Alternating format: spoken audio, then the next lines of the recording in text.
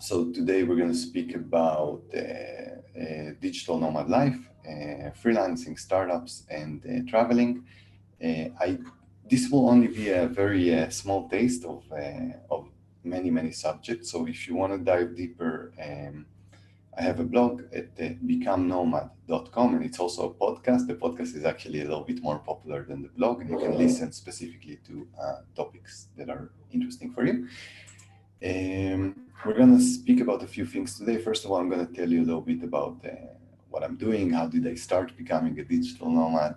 How did I change the regular lifestyle? Then we're going to speak about general tips from the nomadic lifestyle, is focusing a little bit about money, how to sustain yourself as you travel, and also about startups, maybe giving you a little bit of tips about startups as well. Um, Basically, this is a very outdated map of my travels. It's no longer correct because many countries were added since then. I'm now, by the way, somewhere over here in the middle of Russia in a city called Kazan, a very interesting Tatar city. I recommend, but probably not in November when it's snowing. Again, I'm going to share the link to the blog and the podcast in the chat because that will allow you to dive deeper if you're interested. The blog is basically, the podcast are speaking about specific topics and kind of dissecting and analyzing them. It's not a travel blog, it's basically a knowledge and information blog. Um, so, yeah. So a little bit about myself. So this is basically kind of a little bit of a taste of where I've been and what I've been doing. I've been a digital nomad since 2010. Started 8 years ago, so it's been a while actually. I traveled in more than 60 countries, and I lived in more than 40 countries. By living, I mean that I spent more than 1 month in a country. So you can kind of imagine it's been a very intense period. But also, when you get used to it, it doesn't look so crazy. I will just say that now I'm working more than anything on startups, and startups are kind of one of the things that allows you this freedom of moving around. But not only, we're also going to discuss a little bit about freelancing, which is also a good thing to do. Um, Okay, so I'll tell you a little bit about my life before the nomadic experiment. So I was an accountant. I was working in companies like KPMG and BDO. I'm originally from Haifa in Israel. Um, and I have to say that there is a sentence here, something was missing, but not enough to.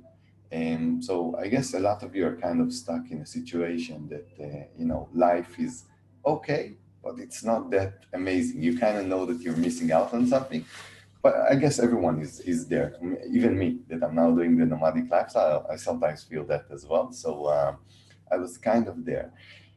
I did think about what would be the best case scenario for me, and the best thing that I liked was travel, long-term travel. I know because I did a backpacking trip in South America, so I kind of had it in the back of my mind that if I can go back to this period, it would be really great.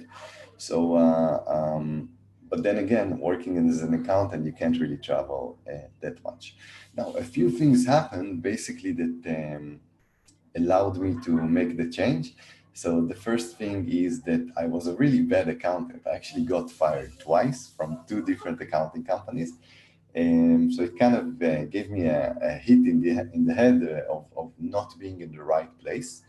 And in the same time, I had a long-term relationship and it broke.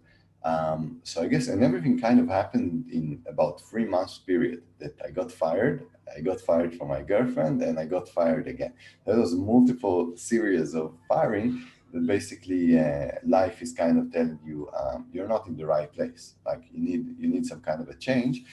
Um, and I want to say here that the challenge of most of you is that life is not going to give you the gift of kicking you in the head. Usually, people are going to be kind of happy from you, your relationships, or your boss, and so on, and you can just drag it. I had the gift of actually life pushing me away from the normal life, so it made it a lot easier for me to make a decision to make a change because life was kind of pushing me. The big challenge is how do you do this on your own proactively? And I don't really have good answers here, so I'm hoping you can have good answers. The only thing I did have is a plan of what do I want to do if things are not going to work out, and the plan was traveling. So kind of like the only recommendation I can give you from my experience is at least have a plan B of how would life look like if, let's say, it's not going to be the way it is now. What would be the ideal scenario? And when you have this plan B, sometimes life is gracious enough to give you an opportunity to pursue it. So do have a feeling of how you would like it to look like. And yeah, I'll just tell you something about my nomadic lifestyle. It's not that exciting. It's not like I'm traveling all day. I'm working a lot, maybe even more than most of you, on daily hours of work. And I'm using co-working all the time. So basically, I'm just going to a place, go to a co-working spot, and stay there. And just have fun on the weekends. So that's kind of my life, the way it looks like currently. I look at it basically that I'm not a traveler and I'm not really a nomad. I'm a local wherever I go. And the only thing I do as a local is once every 2 months, take a train, a bus, or a plane somewhere else and start over. So it's kind of a nice way of looking at it. It's not that radical. And that's basically what I feel like I'm doing. So I'm basically working in a co-working space during the week. Then I have the weekends to travel, and I usually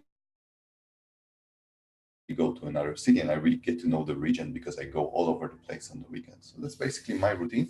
It's not that exciting. It probably looks like your routine now, only that I'm changing locations every 2 months. So that's the only thing that is kind of changing.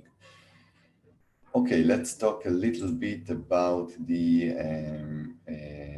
advantages of being a nomad, which is pretty obvious. So we're going to go over them anyway. So the advantages are as following. First of all, it is super fun and it wakes you up. So the idea is that when you keep on seeing new places, your life keeps on changing. You know, you kind of like always in the mindset of, whoa, that's new. You wake up in a way.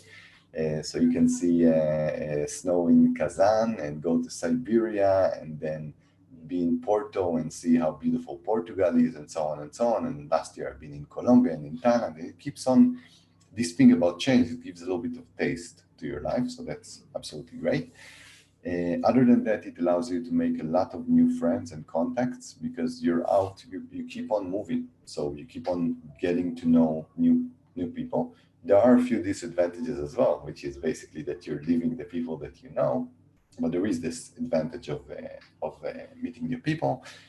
Knowledge about the world, you will know a lot more about the world than what you don't know now. So for example, I know a lot more about Russia and about places in Russia like Kazan, where I am now, and the Tatar history that it has. So you really become smarter and more knowledgeable. So that's kind of the best thing over here. Another advantage is knowledge about yourself. You really get to know yourself because you keep on being in new situations. So the idea is that the more new situations you're at, the more you figure out things about yourself. And if you're staying in the same place with the same situations every day, and there is a limit to how much you can learn about yourself.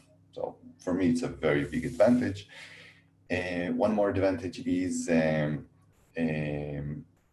it helps dealing with a few mental blocks that you have. This is a little bit deeper, but the idea is that when you travel, you accept a lot more. You become a little bit less frustrated because things keep on getting weird.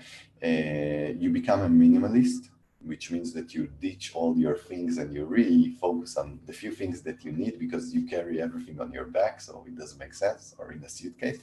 And you kind of lose the addiction to comfort and to consumption that a lot of us have, and normal life pushes us there. So that's kind of another advantage. One of the biggest advantage there are for nomadic lifestyle, because then people usually say, but what about money? This is so expensive. So actually, if you do it right, the nomadic lifestyle can be financially rewarding because of the cost arbitrage. And the idea is that if you're working on projects and for clients that are in rich countries and you're getting paid in rich countries normal salaries, and you live in low-cost countries like Thailand or even Czech Republic, kind of in the middle out there, but Thailand, India, Colombia, and so on, you're kind of taking advantage of big revenue in standards of the West, and you spend what you spend in low-cost countries. So there is a very powerful cost arbitrage here that exists, and it's amazingly beneficial. So this is something to take into account. And one more advantage is that you have a story. This digital nomad thing can get you press, it can get you attention from people, it can get you 50 people to join your webinar. So basically, when you have a story, my accounting story was not interesting. If I would do an accounting webinar, not a lot of people would show up, but you have an interesting story, and stories are getting people's attention, and you can use it to promote your business or to promote your social life or for whatever. So stories are pretty powerful. I'm going to have a quick look on the QA to see if we have questions. I see that we have one from Henning. Henning is asking, how do you handle legal issues? Do you use tourist or business visa? So Henning, I'm using a tourist visa. And the idea is that the tourist visa, usually you can stay for 3 months. And the basic limitation of a tourist visa is that you're not working for clients where you're at. So the idea is that, let's say you're going to, I don't know, Thailand, do not have Thai clients. That's basically the idea. Just do your own stuff, focused in your own country and so on and so on.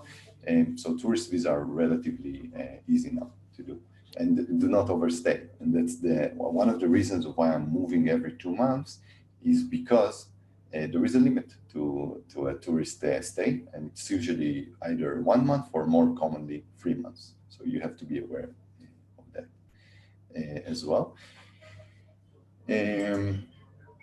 Toby is asking about the opinion of Thailand and neighboring countries. Thailand is the best value country. It's also a very, very comfortable country. So I totally recommend more than anything Chiang Mai to start in Chiang Mai. Chiang Mai is a great nomadic base, and it's an absolutely great location where you can also have great social life. So if I would have to take a bet, I would take a bet on Chiang Mai. Bali is also great in Indonesia as a nomadic destination. Vietnam is now also becoming very, very popular. India, I would not recommend because of the internet quality. It's still relatively low. So I hope I gave you a little bit of information here. Carlos is asking about Airbnbs. Yes, I'm using Airbnb extensively. Also using a lot of booking.com. So I guess those are the main platforms that I'm using for accommodation. David is asking about my main income sources. I'm going to tell you about this in the next few slides. Good. So we answered a few questions and we're ready to go to the next slide. The next slide is why it's not that perfect, this lifestyle, and you have to be aware of this. So the first reason would be that you have no home. And this is very, very difficult for people. I honestly think that most people should not do the radical experiment that I'm doing of moving every 2 months for a period of 8 years. It will drive you crazy. Honestly, 95% of the people should not be doing that. You should find a model that is a little bit more stable while traveling. And one of the reasons is that a lot of people need their home, their comfort zone, somewhere where they can feel like there are no surprises. I don't have this, so it's kind of a disadvantage. Another disadvantage is establishing routines from scratch. So the idea is that even if you're a nomad, you can't be out there in the world thinking about what am I doing today. You need those daily routines to keep you, let's say, balanced and happy and efficient at work. And it's hard to do that when you keep on changing places and you're in Thailand and now you're in Kazan in Russia and now you're in Colombia. So it's pretty confusing, I have to admit, and it takes some time to kind of figure it out. The third one is also a very big disadvantage. It's the loneliness and separation. So the idea is that you go to a new place, you're going to be alone. By the way, alone doesn't mean lonely, but that's for a deeper discussion. But it can really fast transition from alone to lonely. And the idea is that you have to start building your social life from scratch, wherever you go. And you lose the family and friends that you made in the last place you've been. You basically say goodbye to them. And you also spend less quality time with your family and friends at home. So this is a very big, let's say, disadvantage. There is also the disadvantage of surprises. There is no stability. Things keep on happening, good things, bad things. So it's like a little bit of a roller coaster, which is pretty interesting, and you have to take into account. So if you're the person that really appreciates stability, it might be difficult. Um, Now, we talked about the cost arbitrage. I should let you know that also the lack of knowledge and information will also make you lose money. So, for example, you're in Kazan and you're not sure about which bus goes to your co-working space. You're going to get an Uber, and you're not sure about the best accommodation. So you're going to basically make a mistake and so on. So there are a few things that you, by the way, you learn with experience the more you do it. But at least in the beginning, you're going to lose a lot of money because you're trying to be a local, but you're also trying to figure out the best data of how to save money. So time and money will be spent on those transitions and on figuring out how to do it right. It's not perfect, and you can't. Even me, after 8 years, I'm still losing time and money on figuring it out. Losing time is, by the way, one of the nicest things there are, because you're kind of confused and you go to the wrong bus and you end up in a weird place and you meet interesting people. So it all depends on the way you look at it. There is a confusion about travel or work. So you're in a new place, you have to work, but it's also new and you want to explore it. So it's always a kind of a mix of travel and work that can get confusing. Um, and it might be a weird story for your family and friends that are just gonna say, "What's going on? What is Eli doing?" So in a way, it's kind of for let's say a normal conservative families, which happily was not my case, but for them it might be difficult for knowing that their family member or a good friend is just all over the place. Um, and one of my advice is basically work on something while you do it. So you're not just all over the place, you're also creating things, and people see that you're actually advancing with your career and everything, and it makes everything more relaxed. Good. I'm checking the QA. Martin is asking a very good question about pets. How can you have pets while doing the nomadic lifestyle? I never figured it out. I had a cat that I had to give to a good friend of mine, and the cat is still alive and well after 8 years, so that's great. I don't know, like, if you figure it out, please let me know, because I would love to travel with a dog or a cat, but I just don't see a way of doing that. So it's just gonna super complicate everything. So let me know if you do it. I'm interested. Guy is asking about routines. So basically, Guy, my routines are very, very simple, let's say, and I try to do them in each base. Try to wake up early. Not very successful when it's winter and everything is snow, but still. Go do a walk every day of about 30 minutes, and then do co-working and go back home. So basically the idea is that, or meet friends at night or in the evening and so on. So the idea is that if you have a structured day, it will make it easy, because when there is so much uncertainty, at least try to have a structured day. Great. Now, being a digital nomad is easier now than it used to be before. Technology changed a few things since I started in 2010. Let's talk a little bit about what changed. Accommodation became extremely easy. Before you would go with travel books and try finding a place. Now, booking.com, Airbnb, super easy to travel. And also cheap, because there is so much inventory out there.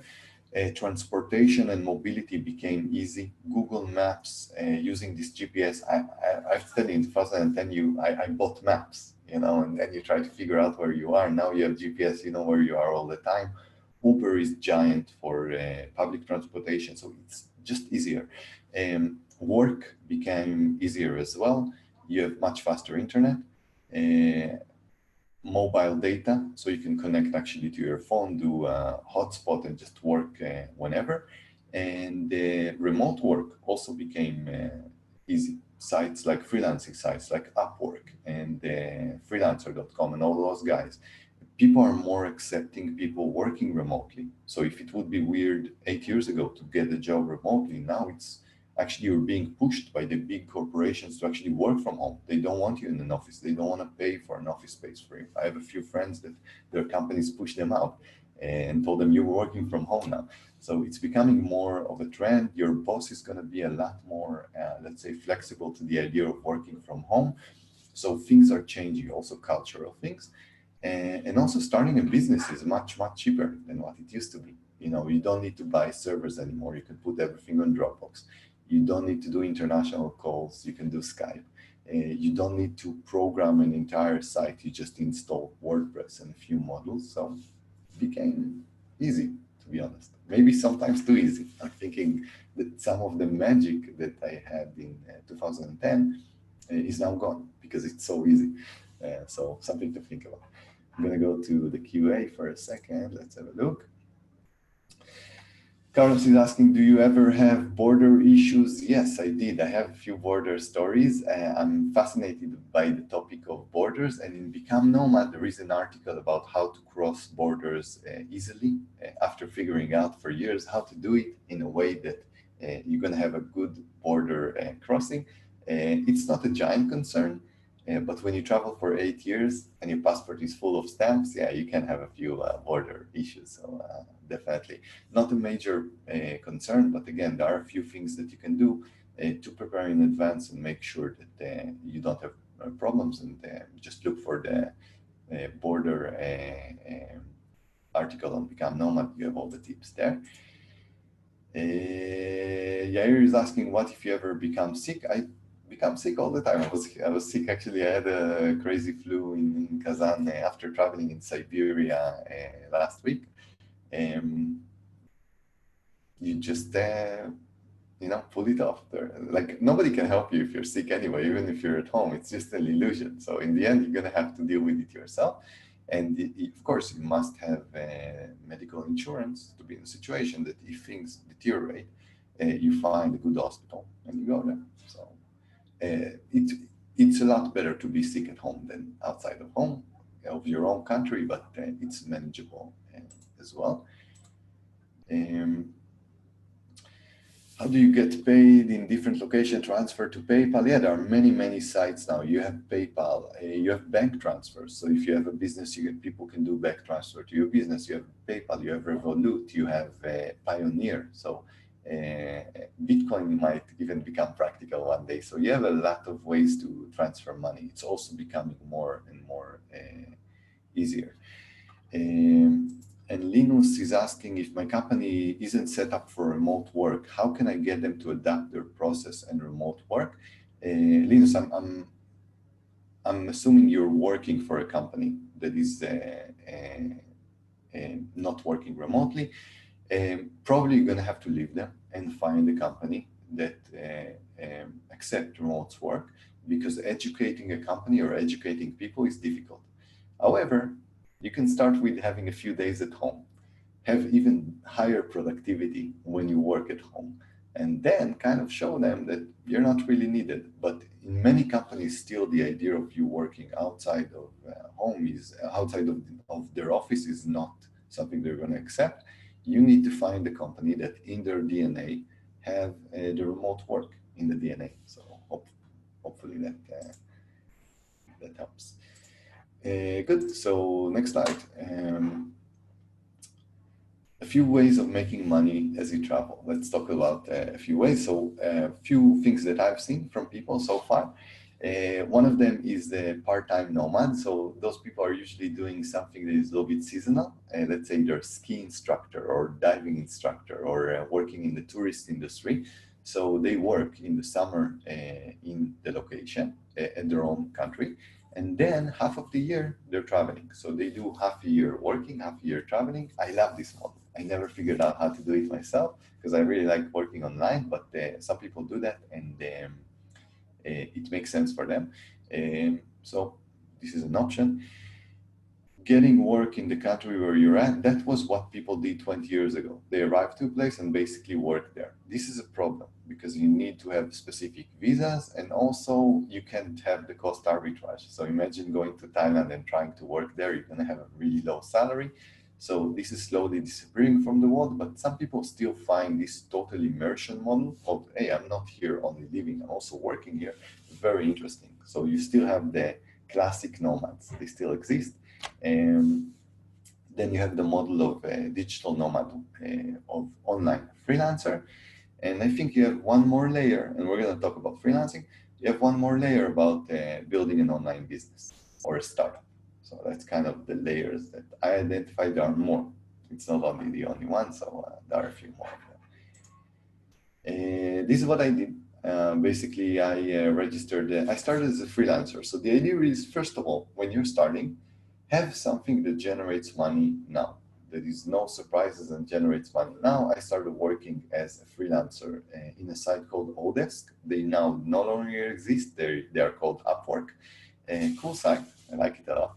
And basically, I started working. I had a lot of patience. I started working at $3 an hour. I remember that. And then I moved to 30. So it's basically a transition. You need to have a lot of patience, and you have to find out what is it that you do best to kind of charge the good prices. And it's a long process. But that's basically how I started with Odesk, which is now Upwork. Let's talk a little bit about freelancing, but before that, answer a few questions. Plus one to you, one question: do you buy local SIM cards to use? Yes, SIM cards is the first thing I do when I go to a place. Coworking and SIM card, like that's the first two things on my list. Always buy a local SIM card. If you stay more than a week, it doesn't make any sense not to have one. Catherine is asking, have you worked in France? And if so, what's your experience with the working culture? I have not. France is an expensive country, so that's exactly the countries I avoid. So as a digital nomad, I'm trying to find the cost arbitrage, and France does not make sense. But I'm hoping to get there in the future. I was there as a tourist, but I wasn't there for an extended period. Good. So Kumar is saying to Linus that a lot of startups are open for remote work, and I can validate that a lot of them are. David is asking about the website name, so I'm going to put the freelancing website. I'm going to put it on the chat, upwork.com. So that's probably your best option. It's the biggest one in the world. There are a few more, so it's not like a must to be there. Why should you freelance? Let's talk about the advantages of freelancing. The first thing is that you get to the market fast. You actually generate money for your time, and that means that you can generate money relatively fast. Big advantage, giant advantage, because you need oxygen, money, basically. Freelancing allows you to figure out what you do best. So when I started, I didn't know what to do. I was working in $3 an hour on translation. I sucked at it. I was really bad. Then I did a little bit of virtual assistant, and then I connected to a small niche of preparing business plans for clients, and it went amazingly well. So the idea is that slowly I understood that I'm good in consulting. So it allowed me to kind of discover what I do best.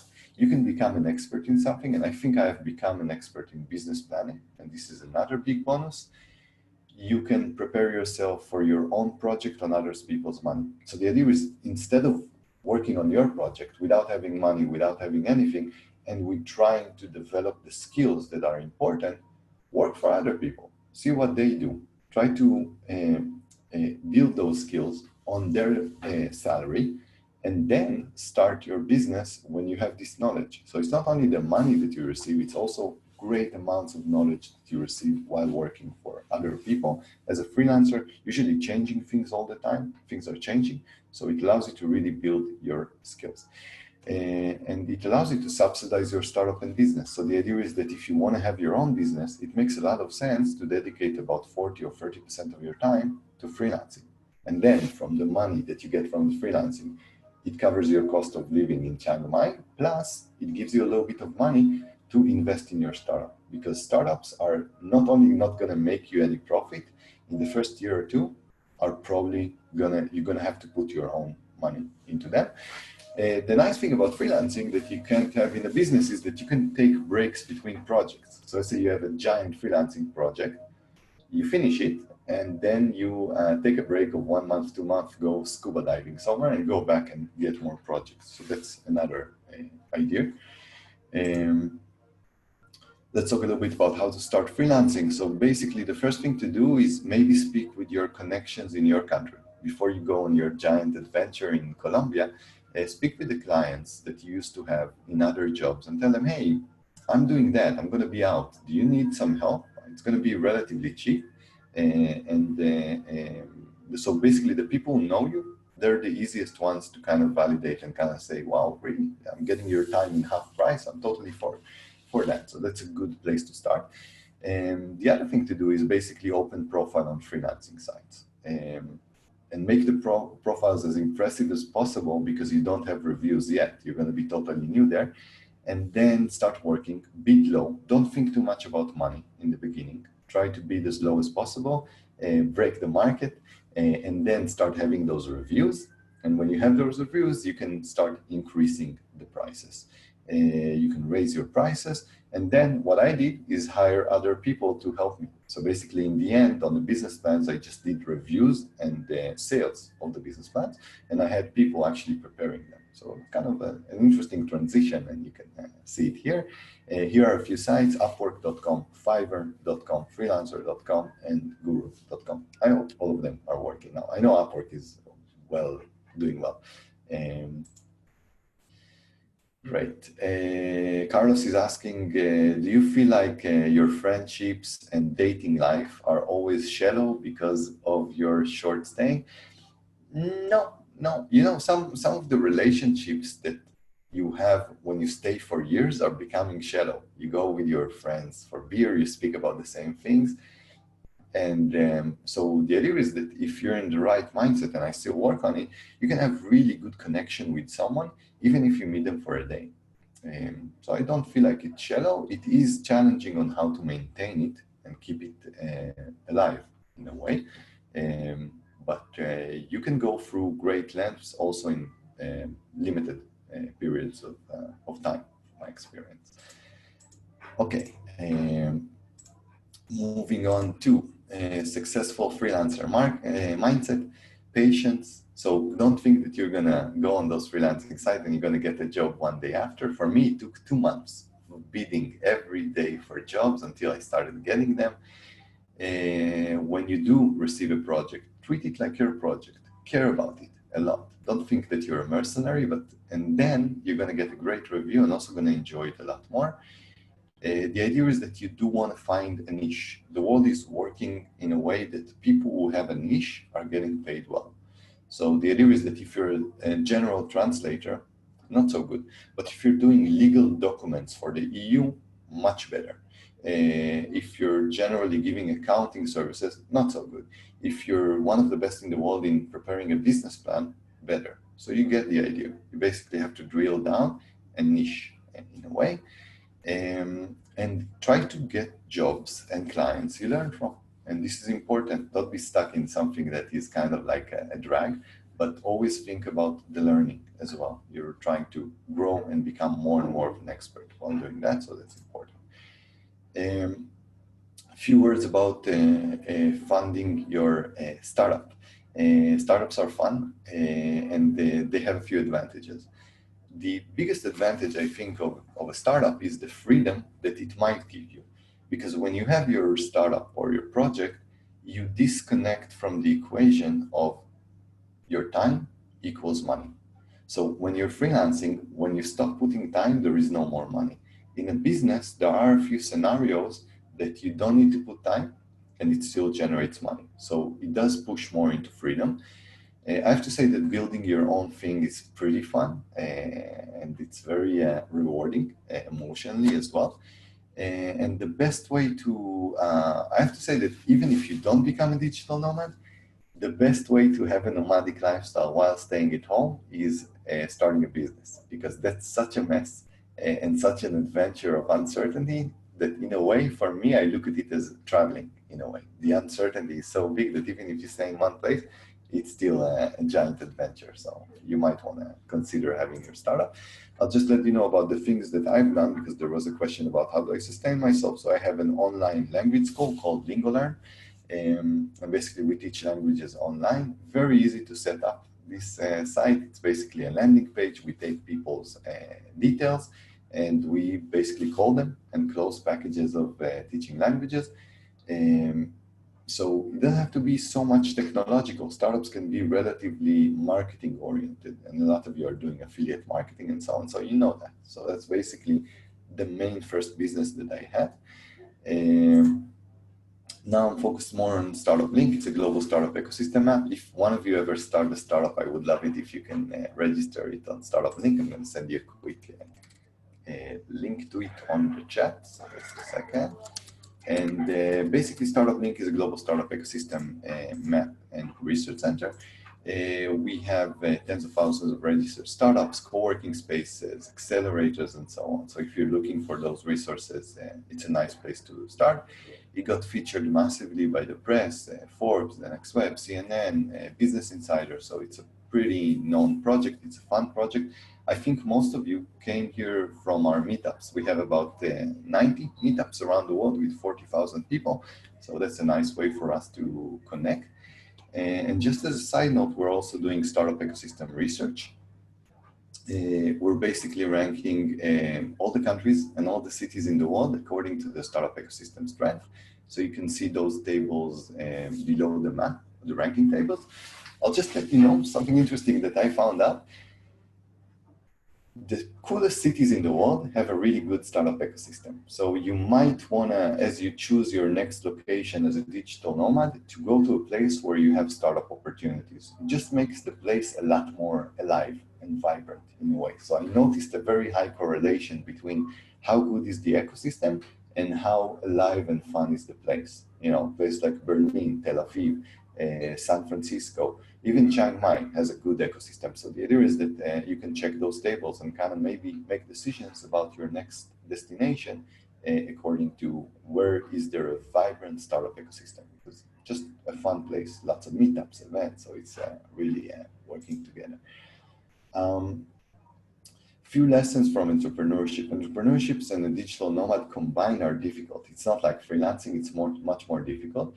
A few lessons I learned about being an entrepreneur and having your own project. First of all, it takes a lot of time until you generate profits. So you have to be aware of it, that it's going to take probably 2 years or 3 years before you're going to see your income from your last job as an entrepreneur.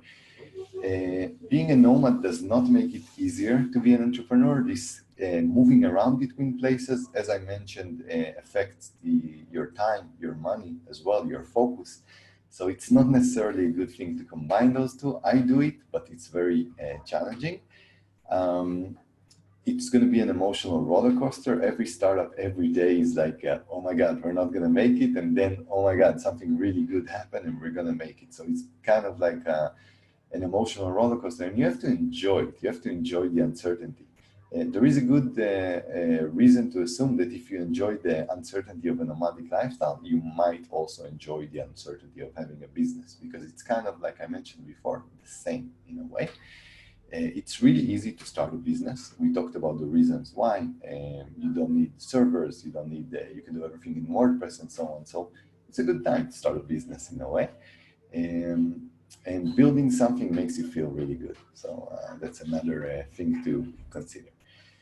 Let's talk about a few tips about, in the last slides, about how to become a digital nomad.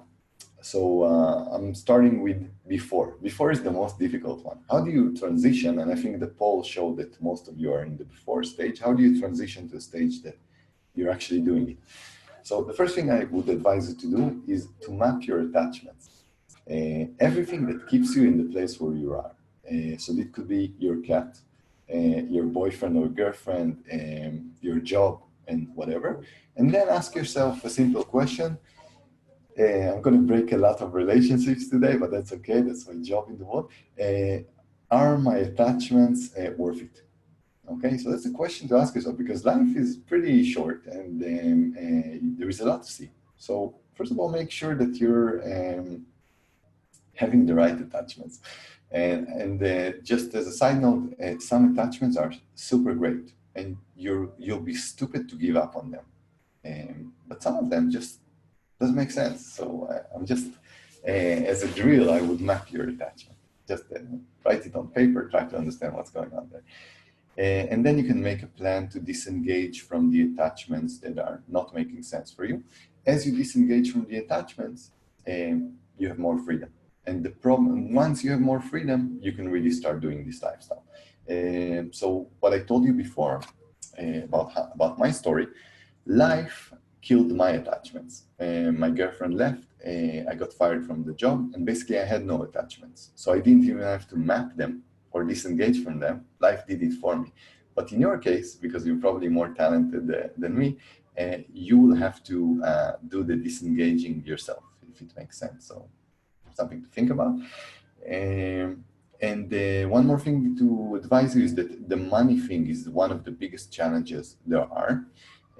So it means that what I advise you is not to take a backpack, go to Colombia and say, now I'm going to think about what I'm doing. While you're at home, start working on building those revenue channels, the freelancing profile, start getting the first job and so on. So when you start traveling, you already have something. I do not advise you to start traveling and then trying to start. It's not a good move. Do it from the comfort and the certainty of your home. And that means that your extra hours as you're working are dedicated after that to building a revenue source that can give you a little bit of oxygen, ongoing oxygen as you travel. A little bit of tips while on the road. Slow travel, do not move too often. Don't be an ultra nomad moving every day. I move every 2 months for a very good reason. I need stability. Establish important routines. So don't make your days look totally crazy, like I'm doing this and that. You have a routine. You wake up at a certain hour, you go swimming, you go to the co-working, you meet friends, but you have a structure, and that's important. Try befriending locals, because befriending tourists is difficult. They are living in another pace. So locals are the best. They're going to fit into your schedule. Remember that you're not a tourist, because tourists pay high premium for everything. So think like a local also on your costs, and it's going to be better. Don't go to the touristic restaurant, take taxis and whatever. Try to fit in like a local. I would separate weekends from weekdays. So basically the idea over here is that you work on weekdays with your clients, with your team, and on weekends you travel. So this separation is very helpful. Pick places that make sense. Go for India and not for London, or let me change that to Chiang Mai. Chiang Mai is better with the internet and social life. The idea is that if you go to an expensive place, your oxygen will run out much faster. So pick the right place, also financially. Take less risks. You're not in a crazy adventure. You have a lot of time. So be very mild, normal, and subtle as you do it, so it can last longer. And I'll just tell you that for me, the first thing that I'm checking in a place is, does it have a co-working space? So I cannot work from home. It drives me crazy. So co-working has been my best friend, and I totally recommend it. I'm going to send you in the chat a link to our partners at WeWork. WeWork has about 240 locations around the world. They're probably the best co-working space in the world and the biggest one. So I love spending time there, and they're giving a discount of 15%, up to 15% to our members. So here you have it in the chat. Would appreciate it if you can check it out and schedule a free tour with those guys. They've been helping us a lot. But yeah, in general, co-working can be, you have a lot of options for co-working. So it's not only WeWork, you have a lot of them. And I would definitely advise you to check a few locations, try to see which one fits in the best to the atmosphere you're looking for. But the idea is that co-working is going to do two things for you. One, it's going to make you more efficient, because you're going to have an office and a serious environment. And two, your social life is going to thank you. When you move between places, co-working is simply an amazing way to meet new friends. You need it. Do not stay at home if you're a digital nomad. Whatever you do, don't stay at home. Great. Moving on to a few. Carlos is asking a question. How do you keep up with the doctor's appointments? I try not to have doctor's appointments. I don't trust doctors. Why would you go to doctors? So what I'm doing basically when I go back to Israel, every time I'm scheduling a blood test so I can check what's my situation. And that's it. Health is not a big consideration. And when it is at home, it's also complicated. So I would just have a good travel insurance. That's the only advice that I have. Everything else will probably work out.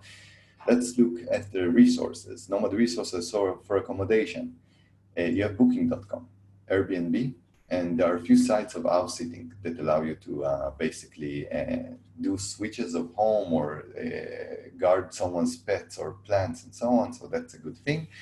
Social life, I totally recommend Couchsurfing. Couchsurfing is a great site. Meetup.com for Meetup, and I think a lot of you are via Meetup here.